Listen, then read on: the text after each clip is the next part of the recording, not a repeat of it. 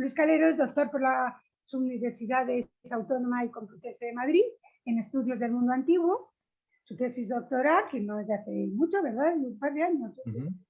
No, más, pero bueno. Más, fíjate cómo pasa el tiempo. Me sonaba 16, que sí, ya más. La voz y el canto en la antigua Grecia, con sobresaliente cum laude.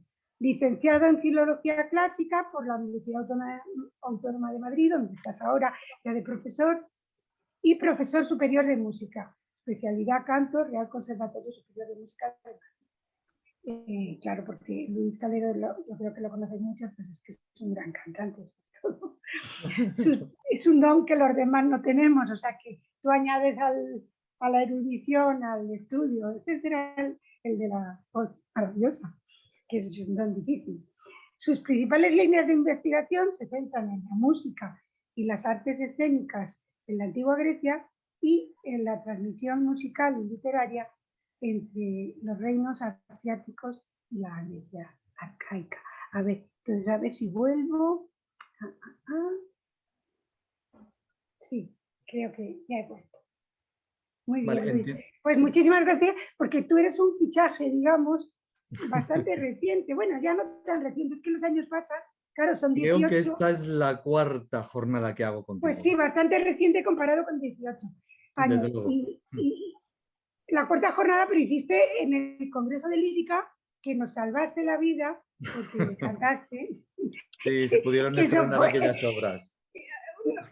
Una música muy bonita, pero muy difícil, y tú la cantaste estupendamente, fue una maravilla. Y ya empezaste con nosotros, nuestro grupo, y a dar conferencias. O sea, muchísimas gracias, porque das un toque de algo distinto.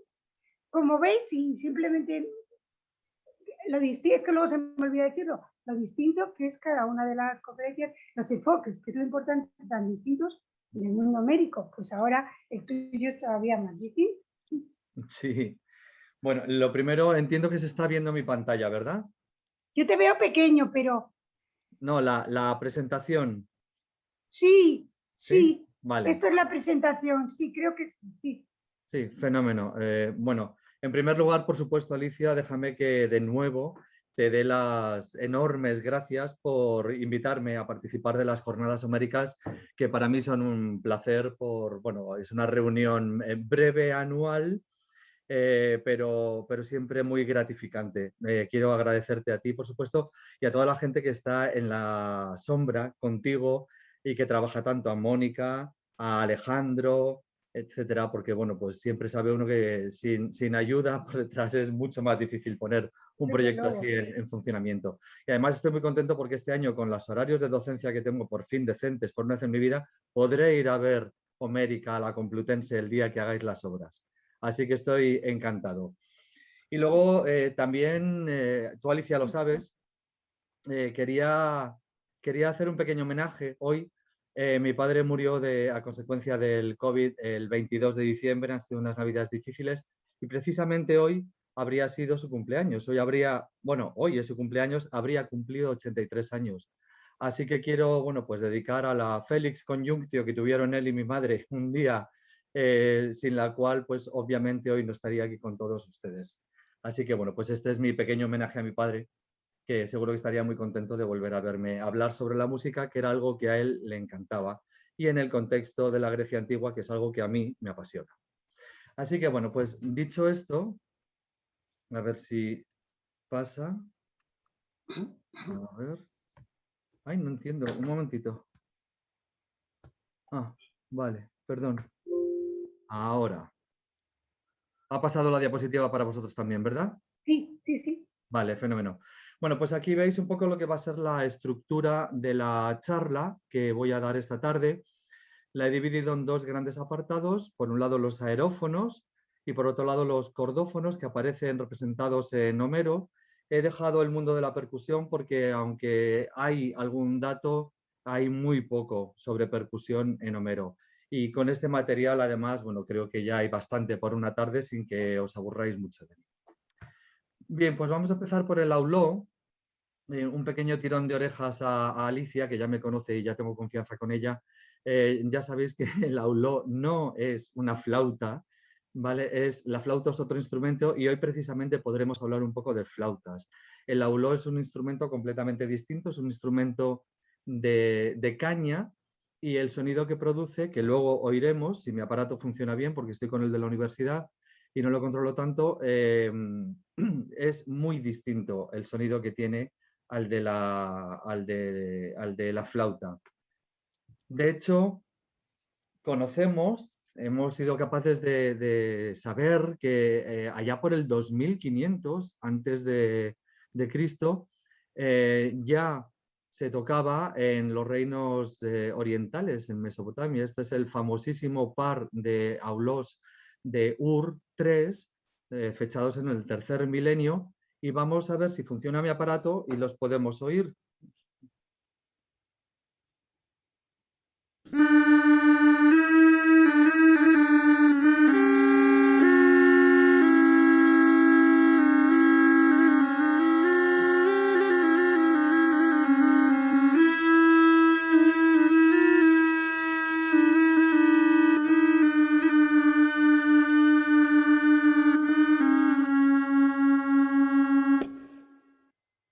Como habéis visto, es un sonido que no tiene absolutamente nada que ver con la flauta, es un sonido mucho más estridente, mucho más potente. Luego hablaré de flautas también. El instrumento, por supuesto, no es único ni de los reinos mesopotámicos ni de Grecia. También aparece en Egipto, aquí lo vemos representado en este fresco del siglo XV aproximadamente. Bueno, acompañando también a unas mujeres que bailan, etcétera. También aparece en relieves, este es del siglo XIV, muy anterior a Homero en principio y a los poemas homéricos tal cual los conocemos nosotros, no a la práctica homérica, que es otra historia mucho más compleja. En Egipto incluso se ha conservado algún par de este instrumento, en esta funda maravillosa, tan bonita, que no solamente representa a esta mujer, sino que además, bueno, nos ha permitido conocer estos instrumentos de primera mano también. Y por supuesto, como no, también del 2500 conocemos ya en la zona griega vestigios de que este instrumento se utilizaba. Cuando está representando en esta figura cicládica, uno tiene que sobreentender que no es un instrumento ajeno a una cultura, sino que está absolutamente asentado en la práctica diaria de, bueno, de los griegos, al menos de esta zona. También, y esto ha salido en otras ocasiones, lo conocemos en la cultura minoica. En el sarcófago de Aya Tríada lo tenemos aquí representado, lo vemos en un sacrificio de una vaca o de un toro. Si ven, no sé si se ve mi ratón, pero bueno, aquí en el extremo de uno de los dos instrumentos hay incrustado en el instrumento un cuerno de vaca para darle algún efecto, alguna sonoridad, algún volumen extra en lo que conocemos como los aulós frigios. Luego hablaremos un poquito más de ellos también. Tenemos un problema muy grave con este instrumento. Hemos visto que hasta la cultura minoica aparece representado en iconografía y podemos estudiarlo con relativa facilidad dentro de lo difícil que es poder hablar de este instrumento en esa fase. Sin embargo, no sabemos qué pasa en todos los siglos de la fase oscura. Está claro que en Grecia existían, porque así lo hemos visto en la figurilla cicládica, ¿no? Así que el instrumento no era ajeno a la cultura que entre la destrucción de los palacios y los primeros vestigios ya del siglo VIII, de esa fase arcaica, no era ajeno a quienes vivieran en esos siglos, pero desconocemos muy bien, desconocemos bastante qué sucedió con el instrumento. No sabemos, porque las primeras representaciones iconográficas de las que podemos hablar ya son de esta fase. Este es uno de los más antiguos, de los vestigios más antiguos que tenemos en zona griega y algún un poquito anterior, pero bueno, en zona griega esto es lo que conservamos. Y a pesar de que no aparece en representaciones micénicas, a diferencia de la forminge, que sí podremos ver en la cultura micénica. Sin embargo, sí tenemos un dato en lineal B del término, que analizaré un poquito más tarde, lo cual tiene unas complicaciones, pero las analizaré un poquito más tarde. También, bueno, esta es una de las primerísimas representaciones del instrumento. En la fotografía ampliada, como el original está un poco borroso, esta foto no es mía, como está un poquito borroso, pues la verdad es que no se ve muy bien, pero bueno, se aprecia que esta persona está tocando un aulo doble también. Y a la vez que se ejecuta una danza circular aquí por estos hombres y mujeres, que por cierto no lo he dicho, aquí también están bailando, tal y como aparece precisamente en el canto 18, del que hablaba Alicia hace un momentito. Es la misma escena absolutamente igual. ¿De acuerdo? La única vez que aparece el término en lineal B, lo tienen aquí, es en una tablilla del Palacio de Cnosos. Según el diccionario de Aura Jorro, hace mención a una parte del carro y posiblemente significa no el instrumento, sino una pieza tubular, posiblemente hueca. No es fácil interpretarlo y he consultado con un colega con Juan Piquero, un colega que ahora está en la UNED también, que sacó la plaza en la UNED, acerca del corpus micénico, y él me ha asegurado que este es el único ejemplo de este término en todo el corpus de las tablillas. La etimología, tal y como pueden ver en la pantalla, que proponen Chantraine y Vix, pues es bastante oscura y en todo caso significa tubo, siempre. Produzca o no produzca sonido, es un objeto con forma tubular. Y así lo vamos a ver, de hecho, en algunos de los textos. Por ejemplo, en Homero. Aquí ven, bueno, el de arriba se entrecorta, me pasa lo mismo que a Alicia, se me entrecorta un poquito, pero bueno, ven que en todo caso los que están marcados en rojo, estos dos ejemplos, son los dos únicos ejemplos que tenemos del instrumento propiamente dicho en los textos homéricos. Esto es Ilíada, en estos dos ejemplos de arriba vemos que aquí está traducido como casco tubular, aquí como tubo, al igual que el único ejemplo que aparece en la Odisea, que son unos tubos gemelos, dice, que por supuesto no tienen nada que ver con la música, como podemos comprobar. Y luego aparece una única vez en Hesíodo. Esto es anecdótico porque las jornadas son homéricas, no hesiódicas, pero bueno, creo que el dato es importante también porque bueno, no está muy usado, pero aparece al menos con esa acepción. Hay una cosa que llama muchísimo la atención cuando uno estudia el mundo del sonido de los aerófonos, y es que uno espera que el auló, un instrumento, como hemos podido ver, a pesar de que tenemos esos siglos parentéticos de difícil interpretación sobre los que insistiré ahora, sin embargo, sí es un instrumento que aparece documentado en la literatura en todos los contextos que tienen que ver con los trenos funerarios, con los peanes que se cantan, con los sacrificios, como hemos visto en el sarcófago minoico, con las marchas a las batallas, etc. Y sin embargo, en la Ilíada, ninguno de ellos son el caso. En uno, pues simplemente están los troyanos y sus aliados bueno, pues interpretando música con ese instrumento alrededor de las hogueras y sin embargo en el otro, en el del canto 18, el que analizaba la profesora Esteban antes, se habla de una danza como la que hemos visto representada en la iconografía geométrica, una danza analizada por Aulós y Forminges, de las que hablaremos más tarde.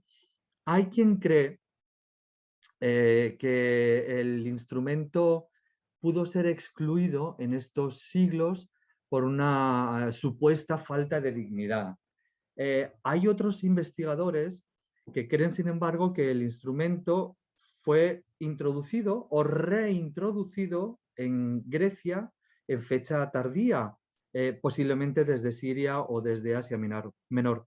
Desde mi punto de vista, y creo que aquí todavía tenemos mucho que investigar, el problema no es hablar de una reintroducción del instrumento, tanto como encontrar una explicación a la ausencia del instrumento en determinadas fases, como por ejemplo la micénica, porque lo que está claro es que la transmisión poética y musical, esta diapositiva que ven aquí tiene mucho que ver con el trabajo hecho también con la profesora Alicia Esteban sobre la lírica y la transmisión de los repertorios líricos poético-musicales entre los reinos asiáticos y la Grecia histórica. Sin embargo, ven que la transmisión poético/musical entre estos dos flujos de culturas se pueden rastrear desde fases muy previas a Homero, como el texto de la afinación, que es un texto babilónico sobre la afinación de los cordófonos y está datado en torno al 1800 antes de nuestra era, y Aristides Quintiliano, que lo citamos, lo datamos entre el segundo o tercero y con dificultades. Es decir, que aquí ven que esta transmisión armónica musical es constante. Luego, el problema no es tanto tratar de entender por qué se reintroduce algo que posiblemente estaba en el uso diario, sino explicar por qué de repente contamos con unos siglos en los que no podemos dar explicación a lo que sucede. Y claro, el problema está fundamentalmente en la falta de datos literarios, lógicamente, pero también la falta de datos arqueológicos. El instrumento, sin embargo, aparece en fechas también muy tempranas en la zona de Chipre, que ya sabemos que Chipre y Creta, además de todo este archipiélago del Egeo, son dos zonas de introducción de cultura desde el Mediterráneo del Sur o desde el Próximo Oriente hacia la zona griega. El instrumento aparece, desde luego, documentado en el geométrico chipriota, no chirpiota, perdón, que ahora que lo veo en grande veo el error. Y también aparece en Chipre, en fase ya plenamente, en fin, siglo VIII, más contemporáneo, ya con la práctica homérica no puede ser. Y a partir de este momento, bueno, pues aparece en iconografía representado con muchísima frecuencia, y por supuesto también aparece en la literatura arcaica griega. Aquí ven bueno, los ejemplos en que si uno hace un rastreo con el TLG se encuentra el instrumento con esta frecuencia. Bueno, pues no es sorprendente que Sopo, Píndaro, Teognis pues tengan un poquito más que el resto de los autores, pero desde luego a partir de los trágicos, sobre todo, el uso del instrumento, del término, se dispara exponencialmente hasta, no recuerdo, 1500 ejemplos o algo así. Y por supuesto el instrumento también lo tenemos documentado en el mármol pario, en la línea décima. El mármol dice que Iagnis, el frigio, fue el primero que inventó el auló, dice en Célenas, en Frigia, y tocó con él la armonía frigia, que es precisamente el mismo dato que recoge el pseudo Plutarco de música en el pasaje que pueden ver en la pantalla.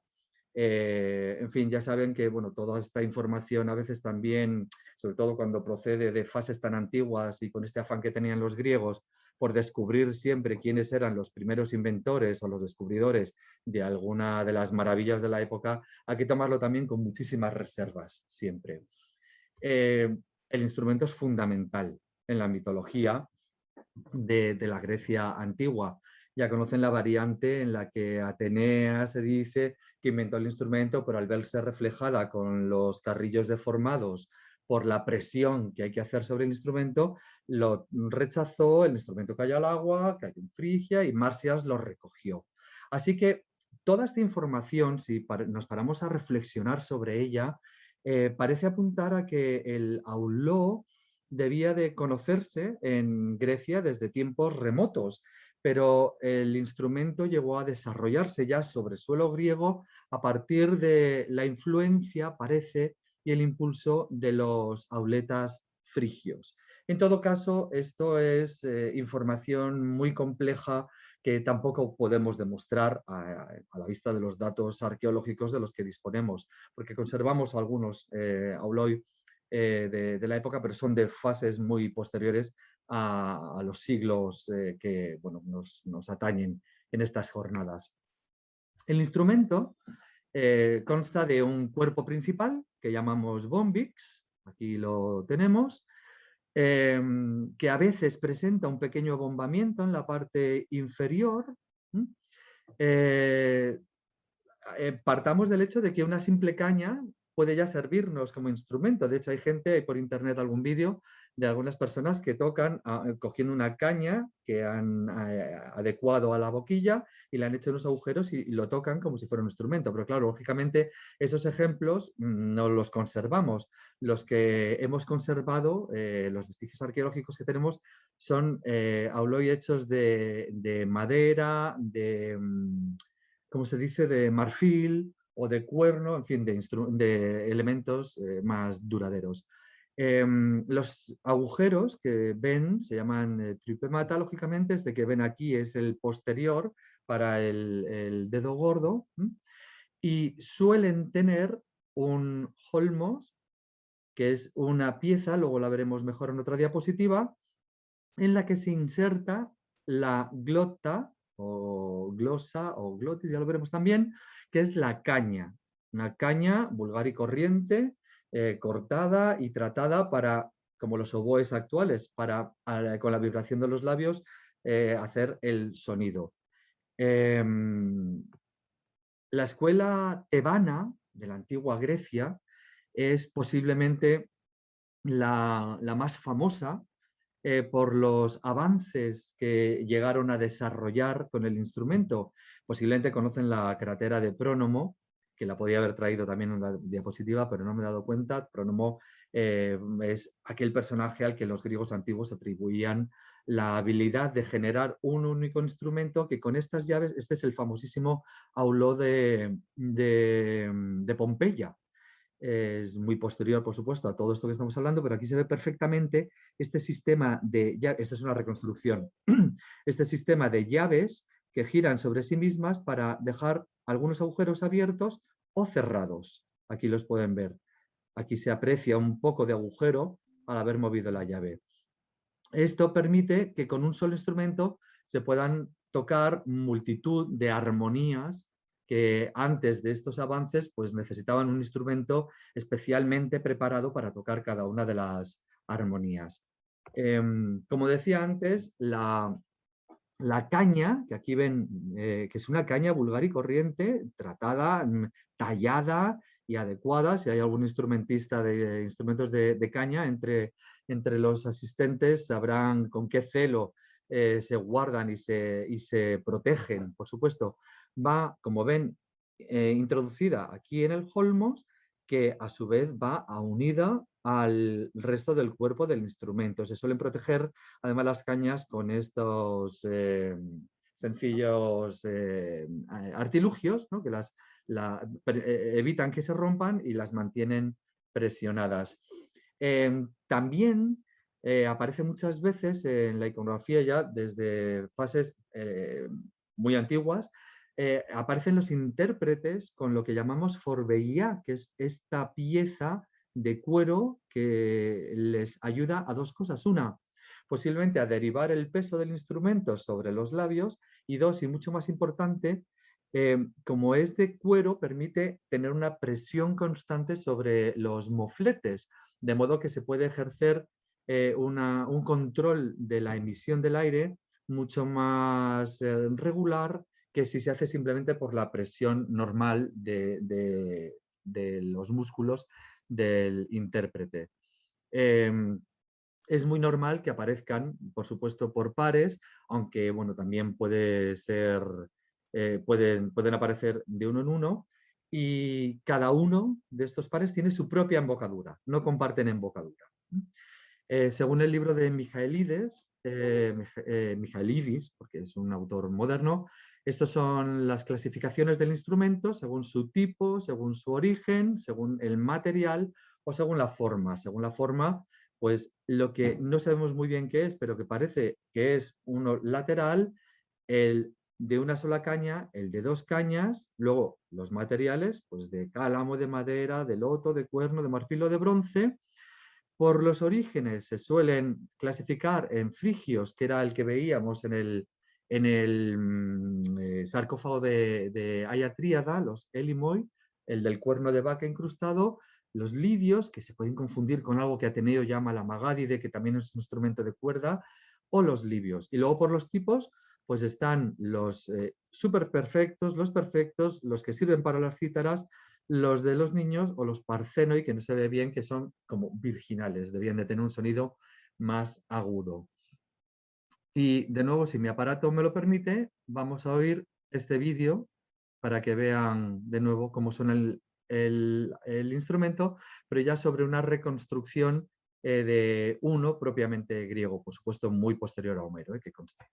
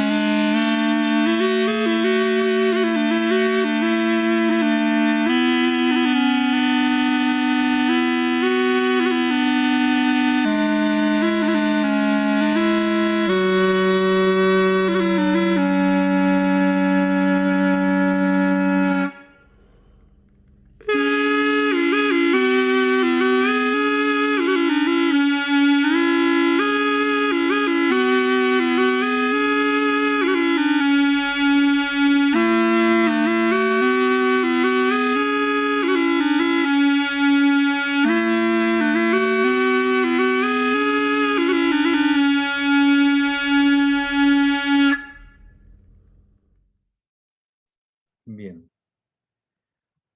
Pues dicho esto, vamos a hablar un poquito de la siringa, que esta sí, ahora es una flauta, por fin. La siringa aparece solamente, el término aparece recogido solamente 3 veces en Homero, todas ellas en la Ilíada, lo ven arriba, y de nuevo les pongo en rojo aquellos ejemplos en que realmente se está hablando del instrumento propiamente dicho, y sin embargo, otro ejemplo, este del canto 19, en que el término hace referencia a una funda, porque de nuevo, bueno, pues tenemos esta doble semántica del mismo término. Y casualmente en Hesíodo solo he encontrado un ejemplo, ¿vale? Pero bueno, centrándonos de nuevo en Homero, en este caso sí que tenemos que entender, perdón, vuelvo atrás, el ejemplo de Ilíada 10 es el mismo de antes, en que los troyanos están en el campamento alrededor de las hogueras, están, bueno, pues entreteniéndose con música, y sin embargo, bueno, pues el otro pertenece de nuevo al canto 18, este canto maravilloso, en que, bueno, pues hay multitud de descripción de todo tipo de escenas en el escudo de Aquiles. Como decía, ahora sí estamos ante una flauta. Ahora sí se trata de una flauta, porque ya el aire se sopla directamente dentro del tubo a través de o bien un bisel que aquí se puede ver, este es un posterior, es un romano, en fin, tardío, en fin, no tiene nada que ver con seguramente los de Homero. O sea, no tiene nada que ver, quiero decir, es similar a la siringa tal y como la conocemos en las fases muy anteriores, pero quiero decir que este en concreto, este ejemplar es muy posterior, es lo que quería decir. Pero aquí me gusta porque se ve perfectamente el bisel, igual que en las quenas peruanas, por ejemplo, el bisel que ayuda a regular la forma del labio para soplar dentro del instrumento y que haga sonido. Es como cuando soplamos en una botella vacía de cerveza o de Coca-Cola, lo típico que hacemos para entretenernos, ¿no? Y que no es nada fácil, por cierto. En el Aiopolitis, este tratado de música del siglo bizantino ya, del siglo XI, se nos dice que hay 2 tipos, que son estos que vemos en la pantalla. O bien el monocálamon, que es el de una sola caña, aquí tienen uno de una sola caña y otro de una sola caña, o el policálamon, que es el que conocemos como flauta de pan, tal y como además nos dice el propio texto, ¿de acuerdo? Este es el que conocemos. Es el típico de los afiladores que siguen llevando. Todavía ahora que con la dificultad para encontrar trabajo hay profesiones que vuelven a salir bueno, a la calle. El afilador de cuchillos, por mi barrio hay uno que pasa con su pequeña siringa y que tanto nos recuerda a hace muchísimos años. Dicen los textos que la monocálamo, este instrumento, era de sonido dulce y agudo. Es un instrumento vertical, se toca en vertical, ¿de acuerdo? Y conocemos, bueno, puede tener diferentes números de agujeros, es variable en cuanto al número de agujeros. Y según Pollux, la policálamo, esta que vemos aquí a la izquierda, era habitualmente, y habitualmente lo digo con reservas, porque esto es lo que dice Pollux, de 7 pequeñas piezas, ¿no? Estaba formado por 7 tubos. Que sean 7 es muy significativo, porque tal y como decíamos, cuando aquel famoso concierto sobre los poemas de Anacreonte, que por supuesto era el broche para un congreso sobre los líricos, la heptatonía y las 7 notas son propias del repertorio lírico. Pero bueno, no voy a entrar en ello ahora, pero bueno, el 7 no es casual que aparezca aquí también citado. Suelen ser, mejor dicho, de diferentes tamaños y están unificados en la parte superior, como podemos ver aquí. Solían estar unidos, cada una de estas piezas, por lino encerado. Y en el caso de aquellos otros instrumentos, como este que vemos aquí en el mármol, esta maravillosa escultura, también podían ser del mismo tamaño. No solamente de diferentes tamaños los tubos, sino también iguales. En este caso lo que se hacía era rellenar los tubos con cera para poder regular las afinaciones, de modo que por dentro tenían diferentes tamaños, aunque por fuera eran más regulares. Según Diodoro Sículo, parece ser que la policálamo fue un invento de Cíbele, de nuestra madrileña Cibeles, que a mí me gusta más llamarla así, mientras que Pollux dice en su texto que era de origen celta.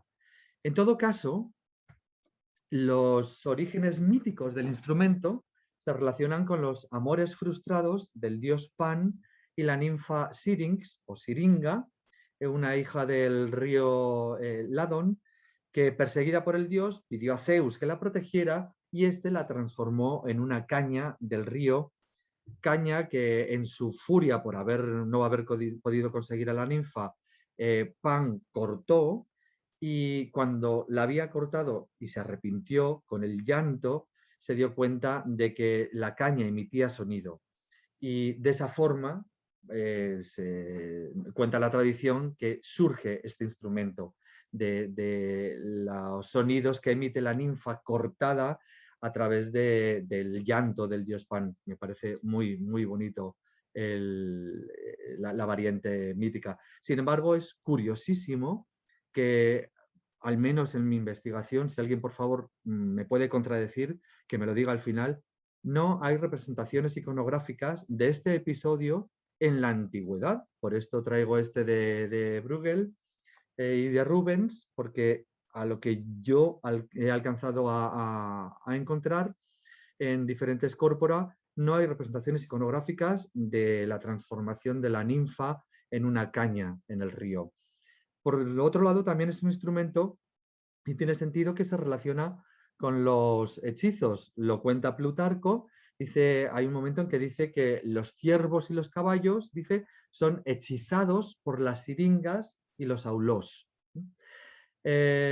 Y en todo caso, lo que sí hay entre los autores antiguos, fundamentalmente Ateneo y Vitruvio también, lo dice, hay un acuerdo en que la siringa, este instrumento, tiene que ver con el origen del órgano hidráulico, un instrumento que hoy no voy a tocar, pero que sí vamos a escuchar después. Ahora vamos a oír un ejemplo de siringa y luego ya más adelante volveré sobre el órgano hidráulico. Vamos a ver si se deja ver.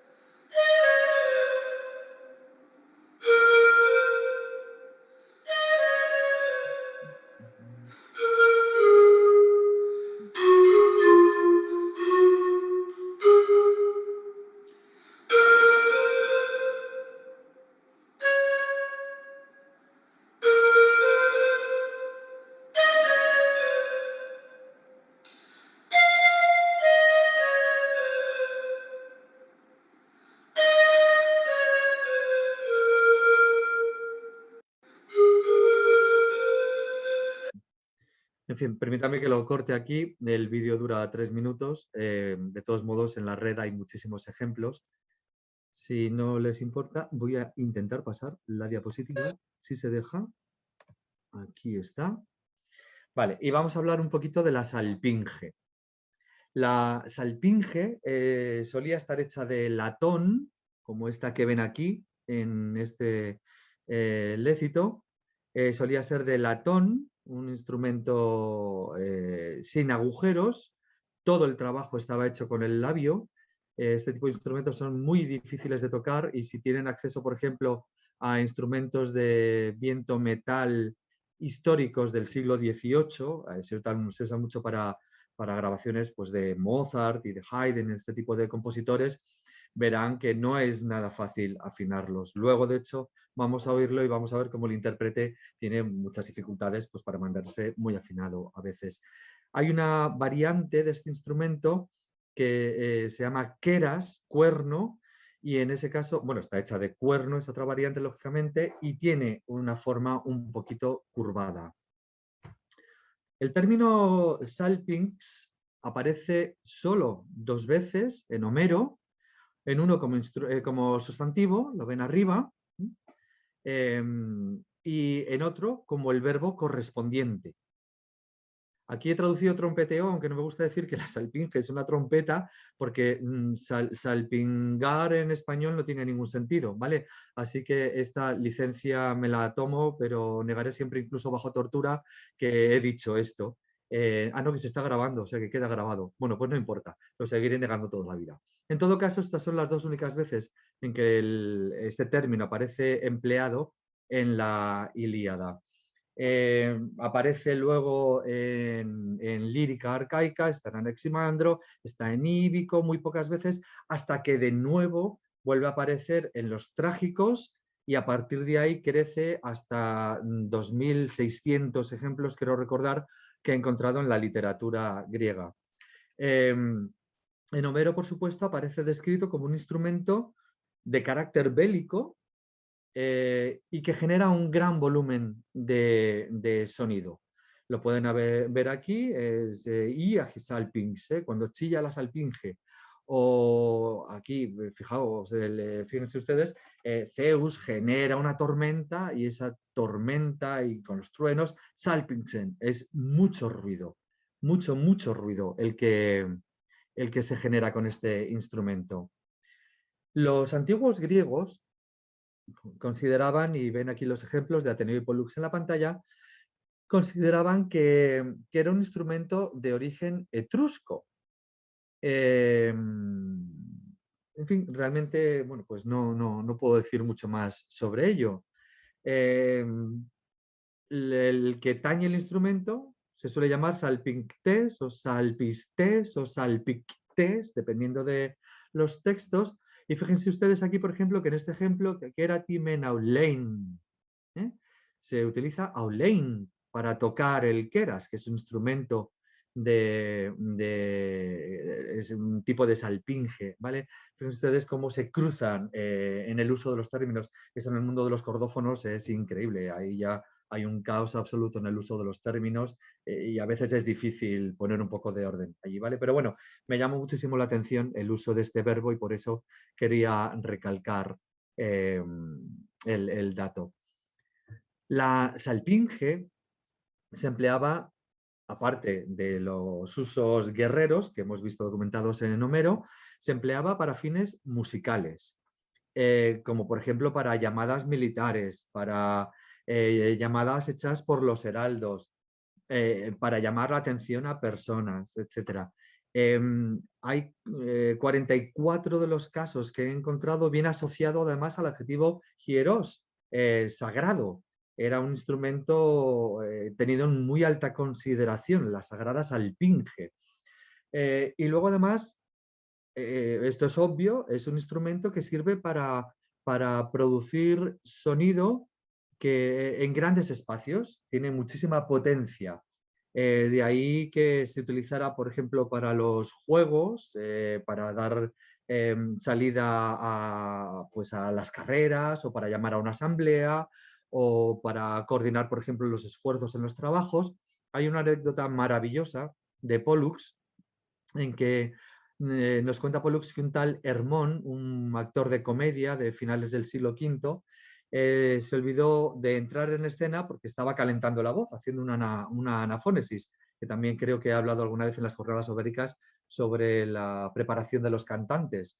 Y por esta razón fue multado por entrar tarde a escena y además se instaura la costumbre de llamar a los actores al inicio de las obras utilizando precisamente una salpinge, igual que cuando nosotros vamos al teatro y nos ponen pues alguna música o algún timbre para que sepamos que la función va a empezar o que después de un intermedio va a continuar la obra de turno. No es muy habitual, lo veíamos sin embargo en el sarcófago de Haya Tríada, pero allí con un auló. No es habitual que este instrumento, sin embargo, esté asociado a sacrificios. Este es uno de los pocos ejemplos que yo he podido encontrar y, por supuesto, nunca jamás aparece asociado a sacrificios en los poemas homéricos. Aquí vemos a un tañedor del instrumento que va a la cabeza de una pequeña procesión que guía a un toro, una vaca o el animal que sea este, para sacrificio. Esto no es lo habitual. Sin embargo, si hay un ejemplo maravilloso de una salpinge, esto es el famosísimo epinetro de las Amazonas. Un epinetro es esta pieza que ven aquí, con esta forma tan curiosa que se ponía sobre el muslo, apoyado en la rodilla, esta parte quedaría encajada en la rodilla, y este tipo bueno, no es un vaso, de pieza, tenía la parte superior rugosa y se utilizaba para cardar la lana, para que al cardar la lana, la grasa de la piel del pelo del animal no manchara las ropas. Bien, pues en un epinetro se ha encontrado un ejemplo de solmización. La solmización es una especie de solfeo que los antiguos griegos utilizaban. No era una práctica muy extendida, pero está bien documentada. Lo tenemos, como ven aquí, muy bien explicado en Aristides Quintiliano, y luego se nombra también, aunque no con tanta profundidad, en los Anónimos de Bellarmine, que es un tratado musical más antiguo, pero más reciente, perdón, pero todavía dentro de la corriente antigua de Grecia. Y a través de estudios hay una propuesta de Annie Bellis en que, bueno, pues propone que esto que estamos viendo aquí en la iconografía es una fanfarria guerrera. Ta, ta, ta, ta, ta, es lo que dice aquí. Totote, tote, es lo que está tocando esta amazona con su instrumento. ¿Vale? Es un ejemplo maravilloso y al que podemos poner música. Es reconstrucción arqueológica de la que a mí más me gusta, igual que con la danza. Bien, pues de nuevo vamos a ver si mi aparato me lo permite. No podemos oír un ejemplo de salpinge porque no he encontrado ningún vídeo de nadie tañendo una salpinge, lo cual es increíble en la red. Esto es un cornu romano, es un instrumento distinto, posterior, por supuesto, pero muy parecido porque no deja de ser un tubo con una embocadura y es el labio del intérprete el que va a producir la afinación y el sonido. Y va a estar precisamente acompañado de un órgano hidráulico. Y ahí podrán oír como el sonido del órgano hidráulico es muy parecido al que oíamos con la siringa antes.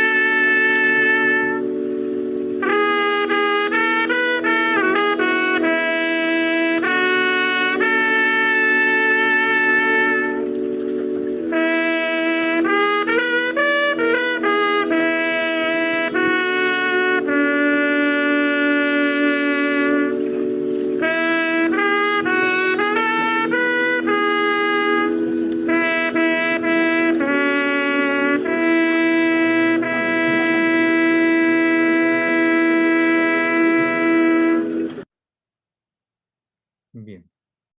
Como ven, es muy fácil que la afinación se vaya. Ay, perdón. Ay. Vamos a ver. Bueno, pues vamos a meternos ya en el mundo de los cordófonos. Recordarán que voy a tratar la forminge y luego la quizaris, que son los dos únicos instrumentos que aparecen nombrados en los poemas homéricos. Los cordófonos más antiguos, y de estos también hemos hablado en otras ocasiones, en múltiples charlas, tanto entre colegas, estando Alicia también presente, como en algunas de las conferencias organizadas por la profesora Alicia Esteban. Los cordófonos más antiguos que conservamos son las liras, que en 1922 encontró Woolley en Ur III. Están también datadas en torno al 2500, es el mismo yacimiento en el que aparecieron los aulós que pudimos oír al principio, los aulós de plata. Aquí podemos ver la llamada lira de la reina y la lira de plata, así como al arqueólogo, a Woolley, con un negativo de la lira de la reina. Y también podemos ver una representación del estandarte de Ur, de la sección dedicada a la paz, en que se ve a un tañedor de este instrumento con un nar, un cantante de la época. En todo caso, también en el sarcófago de Hagia Tríada podemos ver por la otra cara, podemos ver a un tañedor de este instrumento, de la forminge. Antes son liras, por cierto, ¿vale? Esto es una lira, no voy a entrar en esto, la diferencia entre liras, arpas y demás, porque nos alejan del tema principal, pero bueno, esta es la forminge, con la típica forma de forminge, y en este caso con los cuellos de cisne, esta maravillosa representación, ¿vale? Que no es única, aparece muchas otras veces. Aquí lo tenemos de en torno al 1400, representado en Creta. También de Hagia Tríada es este ejemplo. Aquí vemos, en fin, el fresco, el trozo de fresco. Aquí se ven muy bien también los cuellos de cisne y aquí la reconstrucción que se hace de este instrumento, acompañado casualmente del otro, lo han representado aquí. Esto es parte, el fragmento arqueológico que conservamos es este de aquí, ¿vale? Esto es una recreación, pero bueno. También aparece en fase micénica, aquí lo vemos en el famosísimo cantor del Palacio de Néstor, en Pilos, en fecha, pues eso, de 1200 aproximadamente, y aquí las vemos ya en un dibujo mucho más detallado, hecho por Forreiter en este artículo, en que bueno, se puede apreciar ya perfectamente la forma, el número de cuerdas que representan las anteriores y los maravillosos cuellos de cisne. En todo caso, los ejemplos en Homero son 21, ¿vale? Hay 21 ocasiones en las que se habla de este instrumento. Aquí a la izquierda, aunque no se ve porque lo tapa la parte de arriba de Zoom, son los ejemplos de la Ilíada. Estos de aquí son los de la Odisea. Es lógico que en la Odisea, ya que bueno, pues ahí aparecen los famosos Aedos, el de los Feacios, el de propio Odiseo y demás, es más lógico que el término aparezca más veces citado y muchas veces unido a estos instrumentos que ven, a estos adjetivos, perdón, que ven de sonido agudo, hermosísima, cóncava, aguda, etc. Aquí pues, vemos representado tanto por Ingres como por Kat la famosísima escena en la que llega la embajada de Agamenón a la tienda de Aquiles, donde está con Patroclo, mientras bueno, pues eso, lazan con la música. Esta diapositiva ya la conocerán de otros años porque tengo mucho cariño a esta figurita y a esta diapositiva, ¿vale? Pero bueno, no voy a entrar en la afinación, que esto tuvo que ver con la charla del año pasado de las mismas jornadas homéricas sobre el canto homérico. Pero bueno, simplemente quiero hacer un apunte a partir de ello. Ven aquí que los nombres de las notas en griego antiguo son, bueno, pues curiosas. Y de hecho antes he citado el Aiopolitis, el tratado este del siglo XI. En ese tratado se nos dice que los griegos antiguos utilizaban unos nombres que hoy en día no sabemos muy bien por qué los usaban, viene a decir el tratado. ¿Vale? A la nota más grave, que aquí tengo representado como la hípate, como un mi, lo ven aquí, la más grave de estos dos tetracordos, la más grave, sin embargo se llama hípate, que significa la cuerda más alta, porque los nombres de las cuerdas en la forminge vienen dados por su posición con respecto al hombro del intérprete, de modo que la cuerda más grave de sonido, sin embargo, es la más alta de posición. Y así, la cuerda más aguda, la neate, la más aguda de sonido, es, sin embargo, la llamada cuerda más baja, neate, porque es la más alejada, la ven aquí, la más alejada con respecto al hombro del intérprete. Luego está la nota mese, que es la más importante del sistema armónico griego de la antigüedad. No voy a entrar en ello porque es complejo y no tiene nada que ver con Homero. Y la lijanos, que literalmente significa la cuerda que se tañe con el índice. ¿Vale? No voy a explicar mucho más. Sin embargo, este sí es el instrumento más antiguo de los que conocemos en la Grecia histórica. Es el instrumento que tañen los aedos griegos, los profesionales del canto épico. Aunque es evidente que los intérpretes de la época tendrían conocimiento de este tipo de instrumentos y de muchos muy parecidos, porque el mundo de las liras es muy complejo, en sus contactos con otras culturas limítrofes con respecto al territorio geográfico griego. De hecho, bueno, pues es muy normal encontrar representaciones en todos los reinos asiáticos, en Egipto, en Oriente Próximo, así que los griegos lógicamente tenían contacto también con estos instrumentos y con los repertorios que contemplan estos instrumentos. Es un instrumento muy importante, tenido en grandísima consideración en la antigüedad griega.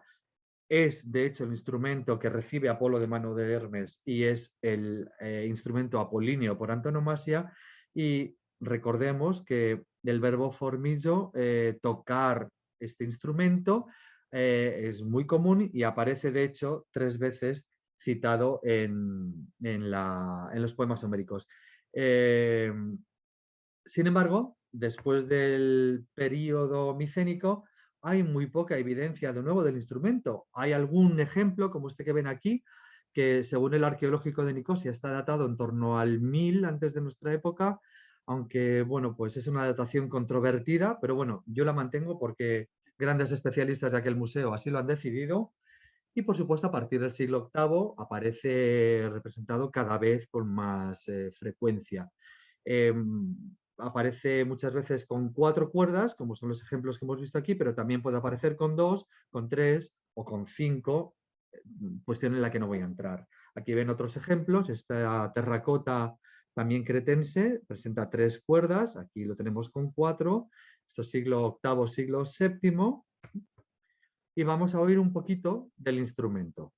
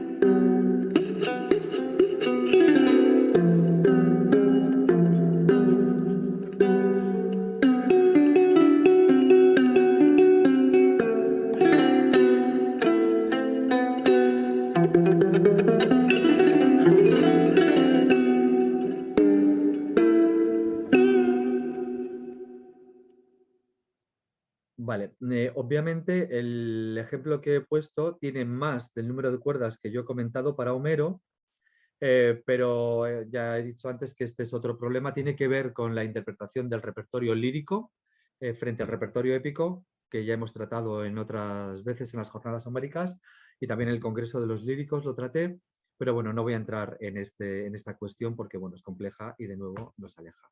Y ya para terminar, voy a hablar un poquito de la kizaris, que es un instrumento que presenta gravísimos problemas porque no sabemos qué instrumento es. No tenemos claro de qué instrumento se trata.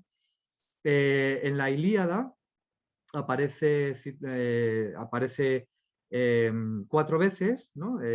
Kizaristín aquí, según el arte de la kizaris, aparece el sustantivo 2 veces y el verbo, ¿vale? Y en la Odisea, pues nos pasa lo mismo. Tenemos 3 veces el sustantivo. En fin, no sabemos qué instrumento es. Conocemos la cítara, kizara, que es un instrumento para profesionales de época clásica, muy posterior a Homero, pero realmente no tenemos ningún tipo de indicación de que pueda ser o el mismo instrumento o un predecesor de ese instrumento. De hecho, los investigadores no distinguen entre forminge y kizaris, aunque yo creo que hasta que no sepamos más, hay que ser más cautos en ese tema. Hay también muchos cruces en el uso del término, porque el mundo de la lira, la forminge, el bárbito, en fin, la cítara, supone muchos cruces y muchas complicaciones en el uso de los términos en los autores posteriores. Sea como sea, Aristóxeno en el fragmento de este tratado perdido sobre los instrumentos, dice bien claramente, la kizaris es una lira. Y no sabemos más. Y por supuesto, el verbo kizarillo, aparte de Homero, también aparece muy frecuentemente en literatura posterior con el sentido de tocar cualquier instrumento de cuerda. Y dicho todo esto, por mi parte, pues esto es todo por esta tarde. Muchísimas gracias por su atención y espero que les haya interesado.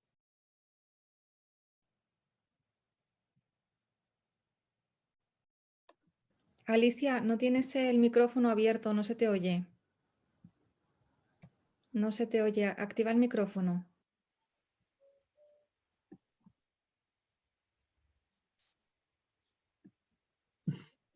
Alicia, Tienes que activar el micrófono, Alicia, no te oímos. No te oímos.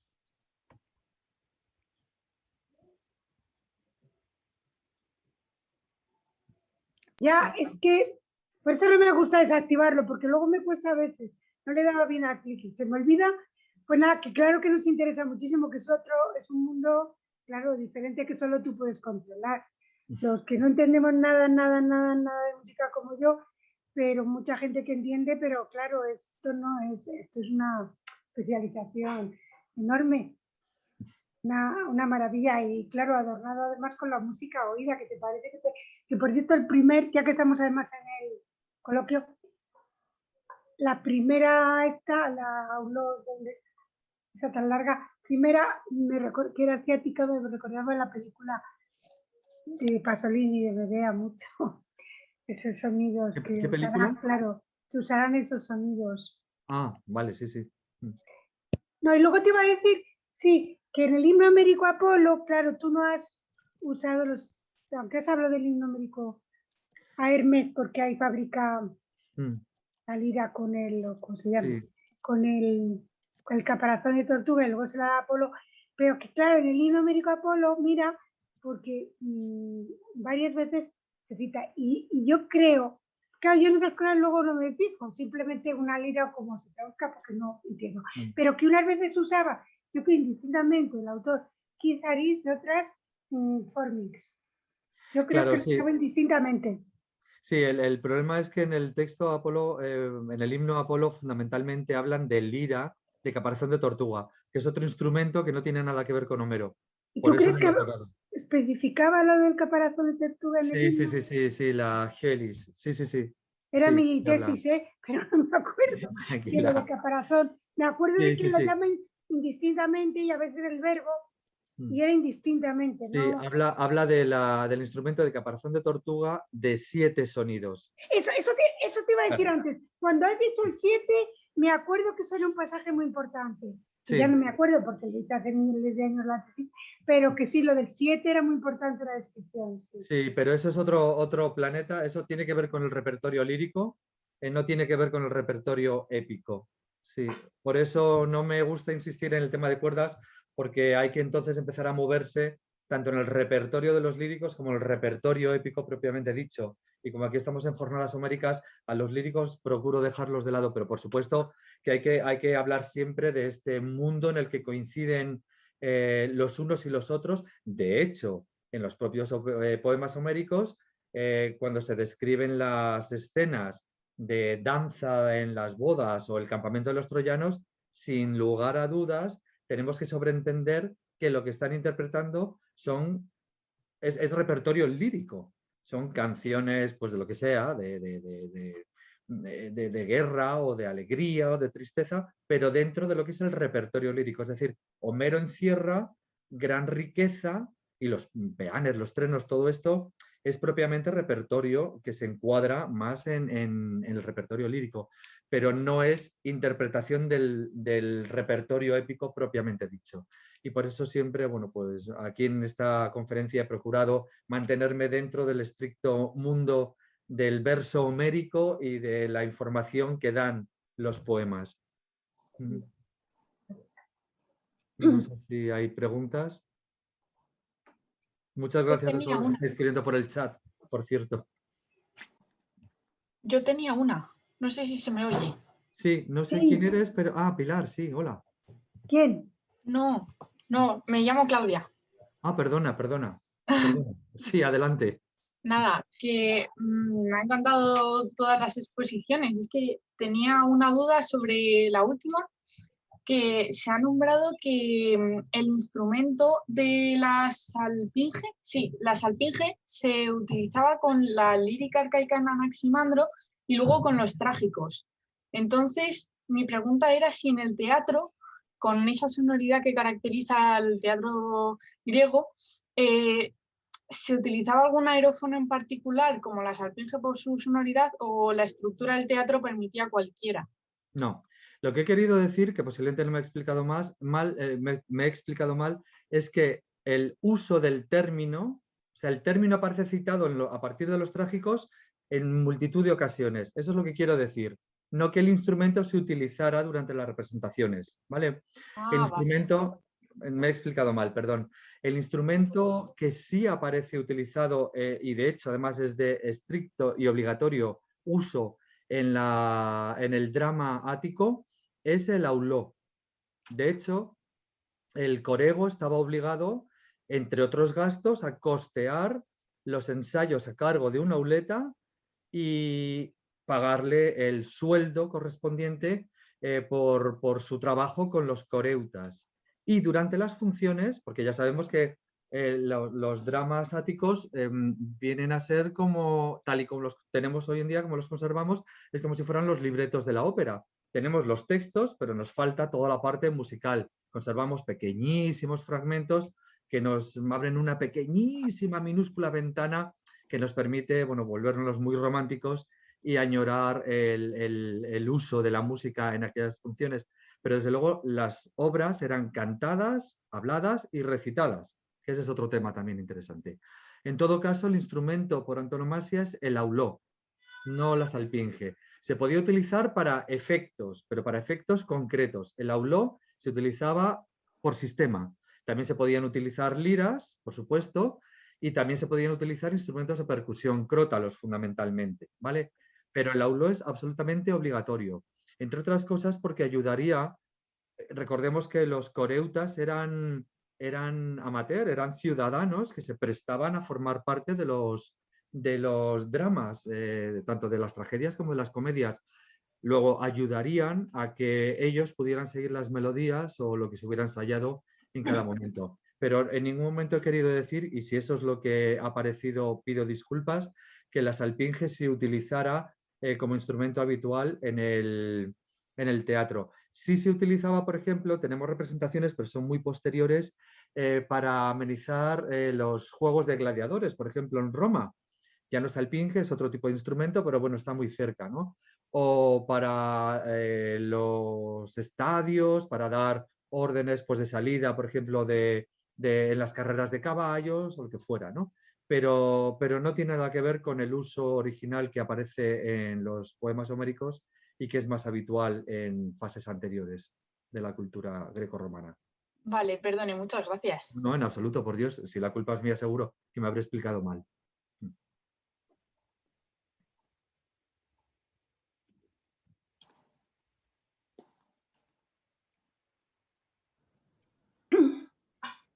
¿Alguien quiere preguntar o comentar algo más? A mí, si se me oye, soy Pilar González Serrano. Sí.